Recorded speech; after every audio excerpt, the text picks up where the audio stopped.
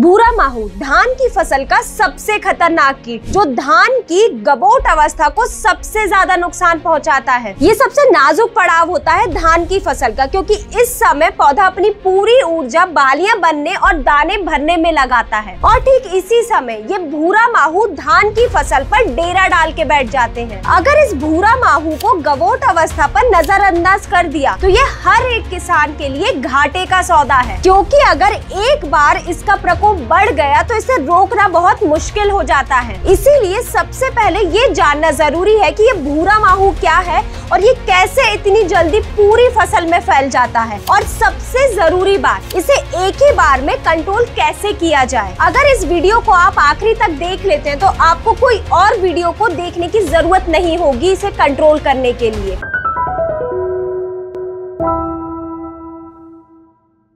नमस्कार किसान भाइयों, स्वागत है आपका कात्यायनी ऑर्गेनिक्स के यूट्यूब चैनल में। तो बिना देरी करे वीडियो को शुरू करते हैं और सबसे पहले जानते हैं ये भूरा माहू क्या है। भूरा माहू, जिसे किसान भूरा फुद का तेला ब्राउन प्लांट हॉपर के नाम से जानता है, और ये धान के तने के निचले हिस्से जहाँ पानी सबसे ज्यादा भरा होता है वहाँ ये सबसे ज्यादा दिखाई देता है, यानी कि जड़ों के आसपास ये एक झुंड में पाया जाता है। और इस कीट की जनसंख्या इतनी जल्दी बढ़ती है कि आप इसका अंदाजा भी नहीं लगा सकते, क्योंकि ये बहुत ही जल्दी एक पौधे से दूसरे पौधे तक उड़कर या फिर फुदक कर बैठ जाता है। और अगर इसे समय पर नहीं रोका गया तो ये पूरे खेत को सुखाकर भूरा कर देता है, जिसे हॉपर बर्निंग भी कहा जाता है। और अगर आप इन खेतों में धान के पौधों को ध्यान से देखेंगे तो आपको ये भूरा माहू साफ तौर पर दिखाई देंगे। तो अब बात करते हैं ये भूरा माहू को धान की फसल में नियंत्रित कैसे करना है। लेकिन इससे पहले ये जानते हैं कि ये भूरा माहू की कौन सी अवस्था धान की फसल को नुकसान करती है, तभी तो हम उसका नियंत्रण कर पाएंगे। भूरा माहू का जीवन चक्र मेनली 3 अवस्थाओं में पूरा हो जाता है, वो भी मात्र 25 से 30 दिन में ही। और सिर्फ इतने दिनों में ही ये धान के खेत में अपनी पूरी जनसंख्या फैला देता है। ये जो भूरा माहू की मादा कीट होती है, ये इतनी चालाकी से धान के तने के अंदर सफेद पीले रंग के अंडे छोड़ देती है, और ये अंडे तने के इतने अंदर होते हैं कि ये पूरी तरह सुरक्षित होते हैं, जिस वजह से अगर हम दवाई का छिड़काव भी करते हैं तो जो ऊपर पौधे के कीट रहता है सिर्फ उसी पर असर होता है, तने के अंदर तक ये अंडों तक नहीं पहुंच पाती। और फिर जैसे ही मात्र 5 से 7 दिनों में ये अंडों को अनुकूल वातावरण मिलता है तो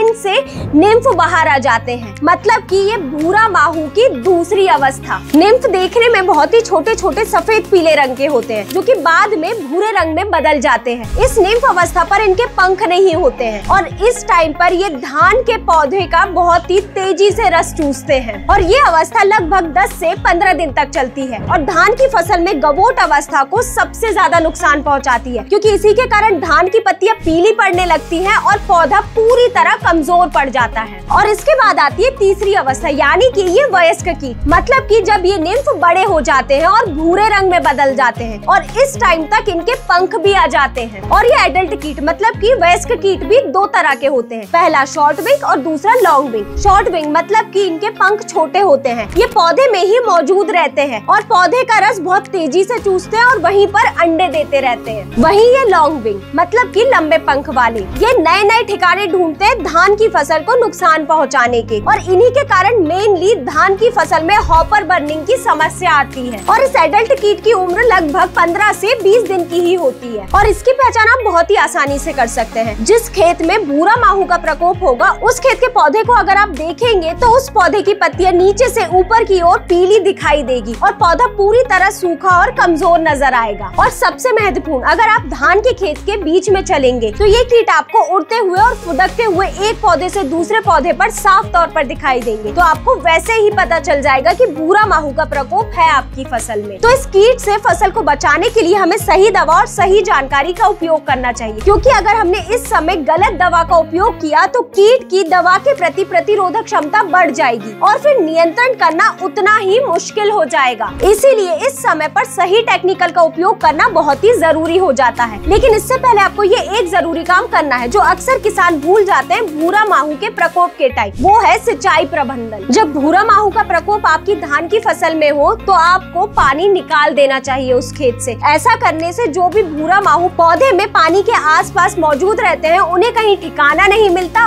और जो दवा हम खेत में उपयोग करते हैं उसका भी बेहतर परिणाम इनाम मिलता है। लेकिन एक बात ध्यान रखें, खेत में पानी निकाल देने का मतलब ये नहीं कि पूरा ही पानी निकाल दे। खेत में थोड़ी नमी बनी रहनी चाहिए, नहीं तो खेत में दरारें आ जाएंगी और बालियां भी ठीक से नहीं बन पाएगी, और जिस वजह से फसल में काफी ज्यादा नुकसान देखने को मिल सकता है। इसीलिए खेत का सिर्फ पानी निकाले, लेकिन मिट्टी में नमी बनी रहनी चाहिए। अब बात करें बीपीएच के नियंत्रण के लिए 2025 में सबसे ज्यादा उपयोग किए जाने वाले टेक्निकल की। इससे पहले किसान भाइयों, हम हर दिन हर एक फसल के ऊपर जानकारी लाते रहते हैं, चाहे वह खाद, दवा या फिर कीट और रोग प्रबंधन की हो। अगर आप तक ये जानकारी सही समय पर पहुंचे तो नीचे डिस्क्रिप्शन में दी गई लिंक पर क्लिक करके आप व्हाट्सएप चैनल में जुड़ सकते हैं। तो बीपीएच के नियंत्रण करने के लिए कीटनाशक तो अपन लेंगे ही, लेकिन आपको इस समय पर एक बात ध्यान रखनी है। जब भी आपकी फसल में भूरा माहू का प्रकोप दिखे तो आपको सबसे पहले यूरिया डालना बंद करना है, क्योंकि यूरिया डालने की वजह से पौधे में हरापन आता है, अन्य कीट और ज्यादा सक्रिय हो जाते हैं और ज्यादा नुकसान पहुंचाते हैं फसल को। तो हमें इस टाइम पर यूरिया देने से बचना है। ये भूरा माहू के नियंत्रण के लिए मार्केट में तरह तरह की दवाइयाँ आ रही है, लेकिन इनकी रेसिस्टेंट पावर इतनी ज्यादा बढ़ चुकी है कि कोई भी कीटनाशक का असर इन पे नहीं हो रहा है। और 2025 में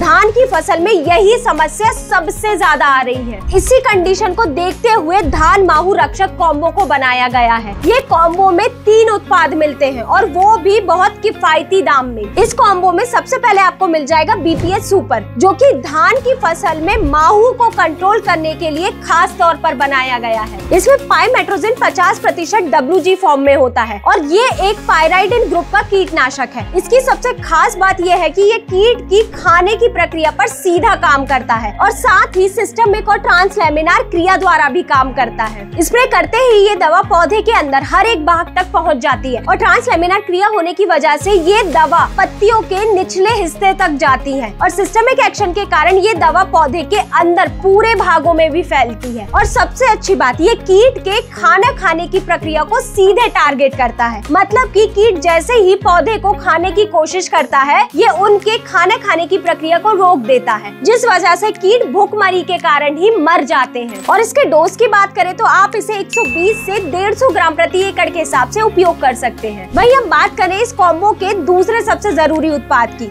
वही है कात्यायनी एपोकैलिप्स, जिसके अंदर डाइनेटियोफोरॉन 20% SG होता है। ये एक नियोनिकोटिनॉइड ग्रुप का कीटनाशक है और इस ग्रुप की खासियत ये है कि ये कीट के नर्वस सिस्टम को सीधे ब्लॉक करके उन्हें मार देता है। लेकिन अब आपके दिमाग में चल रहा होगा कि ये दोनों टेक्निकल को मिलाना ही क्यों है, क्योंकि ये दोनों टेक्निकल अलग अलग ग्रुप के कीटनाशक हैं, जिस वजह से ये कीट को हर एक अवस्था और हर एक तरह से टारगेट करते हैं और इसी कारण कीट के अंदर रेसिस्टेंट पावर डेवलप ही नहीं होने देते हैं। मतलब कि जब रेसिस्टेंट पावर बनेगी ही नहीं कीट के अंदर तो वो मर ही जाएगा। और सबसे बड़ा फायदा ये भी होता है कि जो पौधे के अंदर अंडे मौजूद है ये उन्हें पनपने ही नहीं देता, जिस वजह से अगली जनरेशन आएगी ही नहीं। और सबसे अच्छी बात ये है कि ये लंबे समय तक ये भूरा माहू से फसल को बचाता है, जिससे बार बार दवा के छिड़काव की झंझट भी यही खत्म हो जाती है। और इस कॉम्बिनेशन में ये एपोकैलिप्स की डोज की बात करें तो आपको 60 से 80 ग्राम प्रति एकड़ के हिसाब से रखना है। वही अब बात करें इस कॉम्बो के तीसरे सबसे जरूरी उत्पाद की, वही है कात्यायनी कैटेलाइजर, जो कि एक सिलिकॉन बेस्ड सुपर स्प्रेडर है। ये फसल के अंदर 3 तरह से काम करता है, स्टिकर, पेनिट्रेटर और स्प्रेडर।